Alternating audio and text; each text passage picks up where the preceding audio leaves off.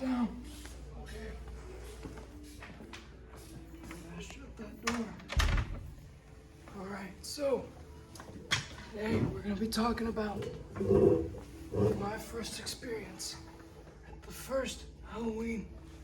So, Halloween is this nice little festive holiday where, you get some pumpkins,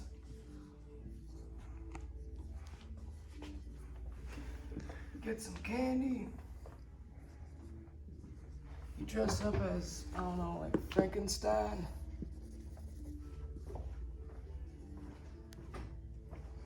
But nobody ever asked, well, how was Halloween first made? So I'm gonna be teaching you how I was there. So at the very first Halloween, how it was decided was, so I was at this little conference. That's me. So there was a couple of other cool cats over there. And so this was back in 1205.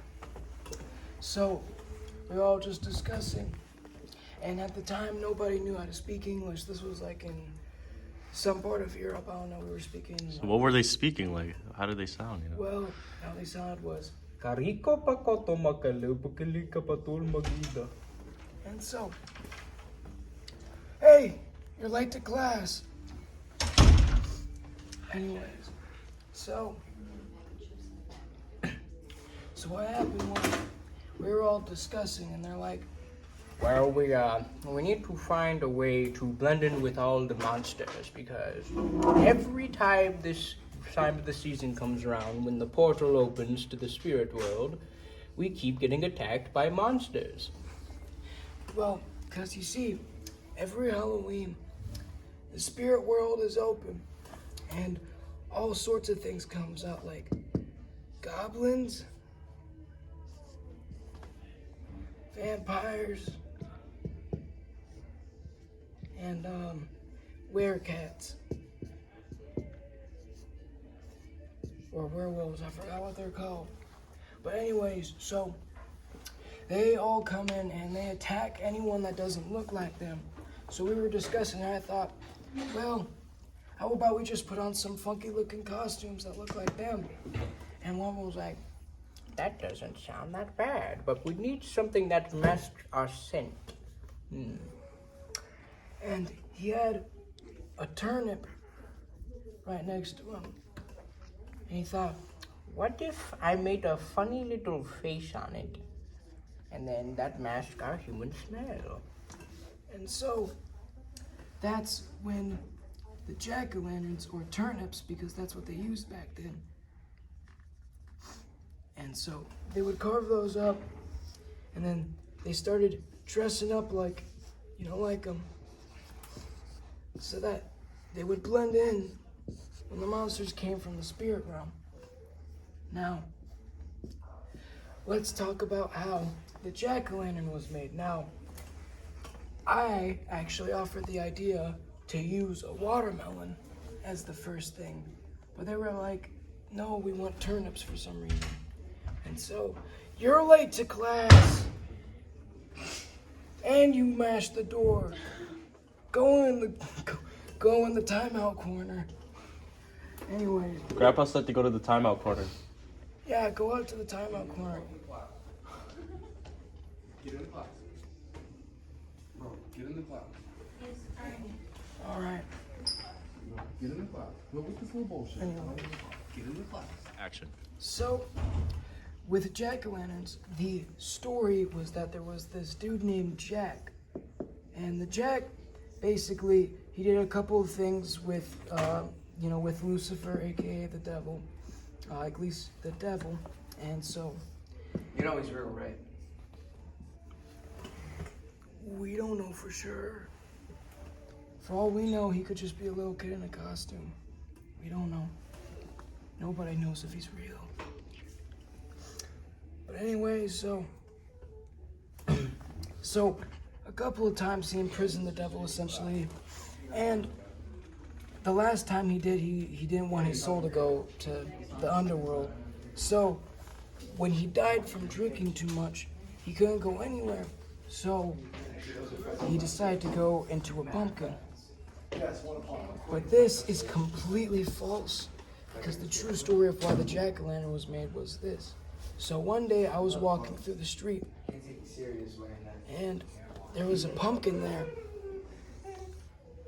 And so what happened was, I walked, and I tripped on the pumpkin. And I started yelling all the curse words imaginable. I know that that's supposed to be me tripping. Grandpa, you swore back in the days? Yeah, I did. It was... And so, yeah. So, I tripped over, and when I tripped over it, I got my foot stuck in there. And that was the top part of the head. And, you know, I was like trying to wiggle it out of there. And then I looked at it and I thought, And so, I started to carve a face into it. And there, that's the original face.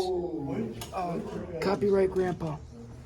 That's a Copyright, Grandpa? What? Yeah, it's a copyright now. You made that? Yep, Grandpa, how did you make that? because I'm the first one I made. The first jack-o'-lantern, don't question me. I'm gonna question you, Grandpa. All right, then, you'll get a D-. Never mind, Grandpa. Never mind, Grandpa. Good. You get all the big bucks in the class, anyways. Yeah. So, I love your theories, Grandpa. They make great. Now, I tried to show it to the townspeople, and they thought that I just messed up, you know, carved into a pumpkin instead of a turnip. So, I was all mad, and I stomped around, and I sat back in my house that I used to have, and I was like, you know, all angry. But then, I got the brilliant idea, what if I possessed everybody into liking my jack-o'-lantern? I call it jack-o'-lantern because, I don't know, Jack just seemed like a really nice name. Anyways. Don't question my class, boy. Anyways, so what I did was I put some in the pumpkin. And Wait, what did you say, Grandpa? I said I put some in the pumpkin. What's that? It's squid language. That's what they're called.